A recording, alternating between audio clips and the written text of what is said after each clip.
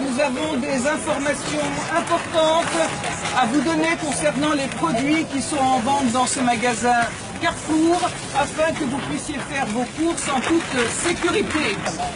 Je parle des produits de l'occupant israélien et, comme vous le savez, ce magasin, en tout cas Carrefour le sait, met en vente des produits qui ne sont même pas étiquetés en conformité avec la législation française. Ces avocats, par exemple, eh bien, il faut carrément avoir une loupe pour savoir d'où ils viennent.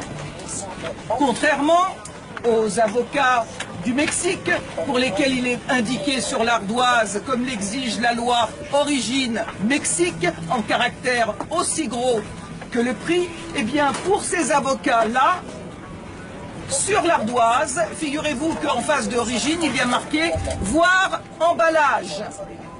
Et pour voir emballage, eh bien, il faut avoir une vue très perçante pour arriver à détecter le mot Israël.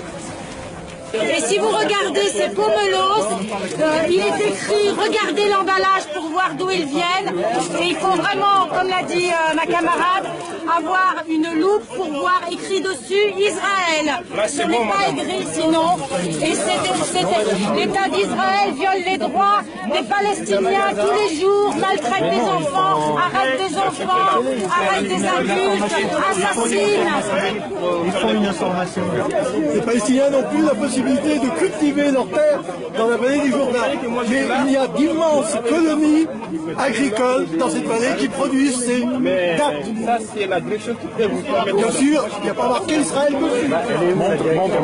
Elle est où la direction? Le boycott d'Israël, tant que cet État foulera au pied les droits les plus élémentaires du peuple palestinien, est une action efficace, pacifique et non violente. Au XXe siècle, Gandhi en Inde, Nelson Mandela en Afrique du Sud ont prôné le boycott pour mettre fin à l'apartheid. Ce qui vaut pour le client vaut aussi pour le marchand. Un commerçant responsable, c'est quelqu'un qui ne vend pas, qui ne propose pas les produits de l'horrible apartheid israélien.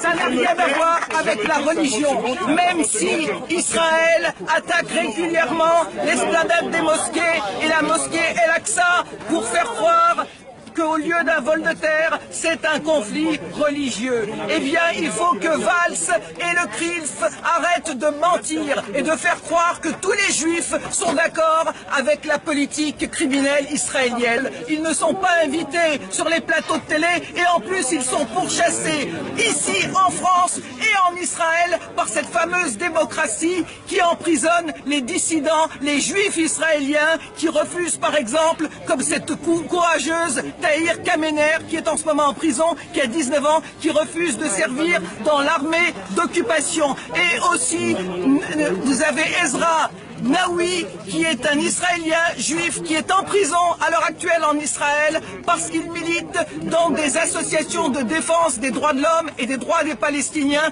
comme B'Tselem et Taïouch. Eh bien, il faut leur rendre hommage, et ainsi qu'à Gideon Lévy, qui est un journaliste israélien qui appelle au boycott de son État, l'État d'Israël, parce qu'il n'a pas trouvé pour le moment, comme nous, de meilleurs moyens de faire le droit et la justice. Alors on dit boycott Israël, État d'Israël, État criminel. Voilà, merci. Boycott Israël, criminel, Carrefour, complice Israël, criminel, Carrefour, complice Israël, criminel.